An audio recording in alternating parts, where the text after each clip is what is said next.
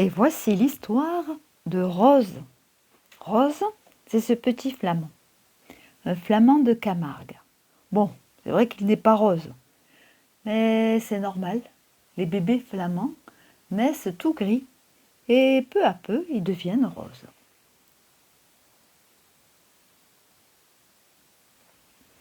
Cette histoire se passe en Camargue, mais il y a très longtemps.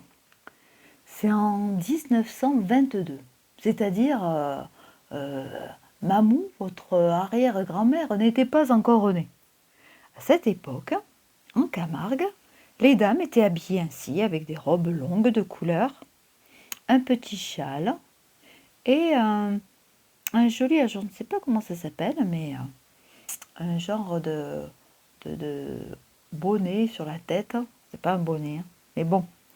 Et les enfants et les adultes se déplaçaient avec des chevaux de Camargue.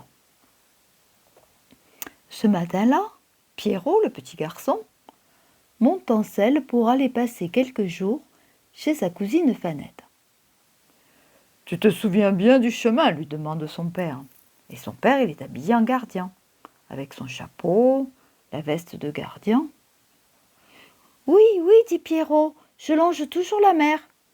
Puis les étangs jusqu'aux salins. » Les salins, c'est vous savez, c'est là où il y a du sel. « Surtout, n'oublie pas de rapporter la fleur de sel, mon petit, lui dit sa maman, pour nos repas de fête. La fleur de sel, c'est comme du sel, mais c'est encore meilleur. Souvent, quand vous venez au Gros du Roi, on en achète. C'est excellent. Pierrot trottine fièrement sur les plages désertes de la Méditerranée. Il ralentit l'allure en longeant l'étang et ouvre de grands yeux. Sur plusieurs îlots, les flamants roses ont bâti leur nid de terre. Oh, il y a des milliers de flamants roses, comme vous aussi vous avez vu.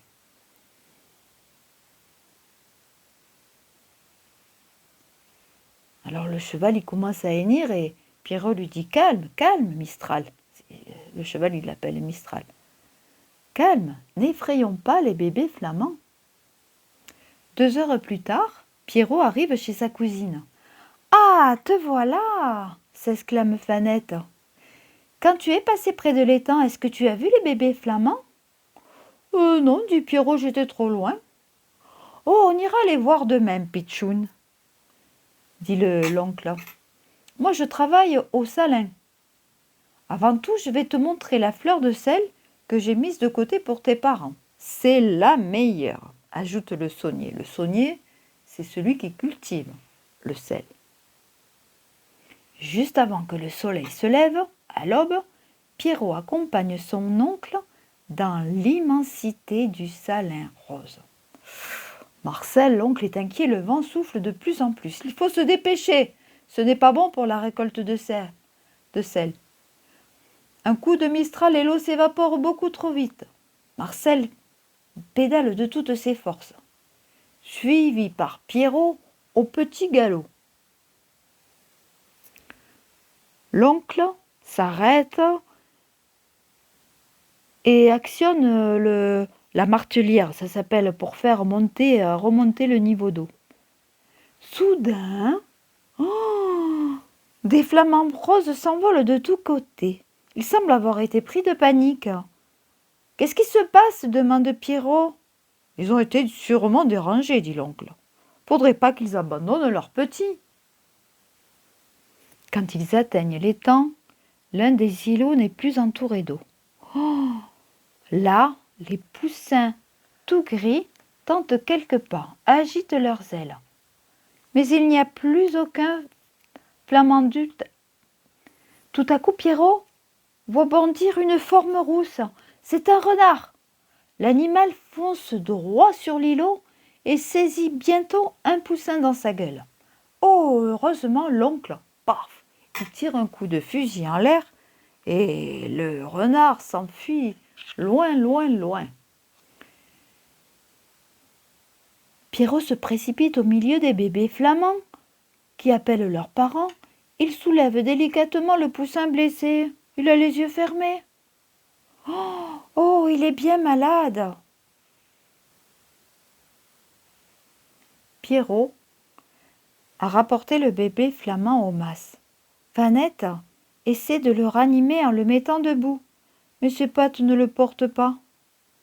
Elle tente aussi de lui faire boire l'eau salée de l'étang, mais rien ne va.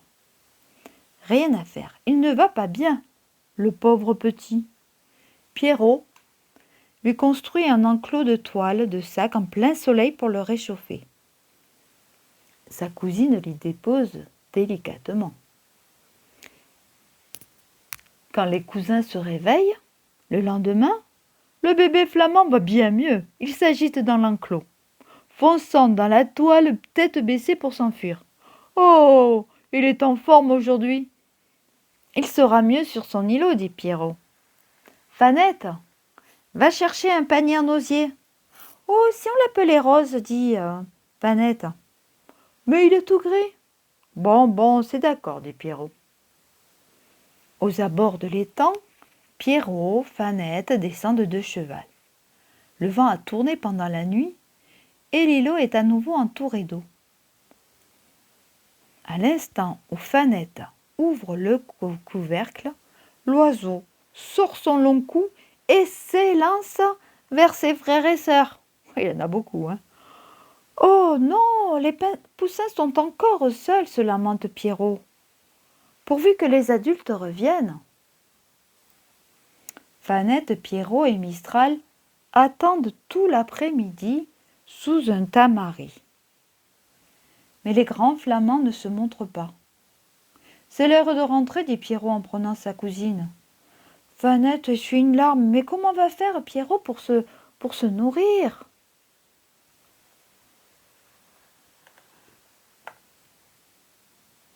Et le lendemain, Pierrot, lorsqu'il revient, il retourne chez lui avec son sac de sel dans sa besace, dans son sac. Et là, il voit des centaines de flamands. Eh oui, tous les flamands sont revenus.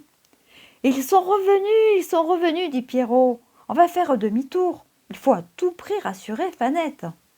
Oui, notre poussin, Rose, va devenir un super flamand. Eh oui, chaque printemps, en Camargue, il y a plein de petits poussins qui naissent. Et voilà l'histoire de Rose, le flamand.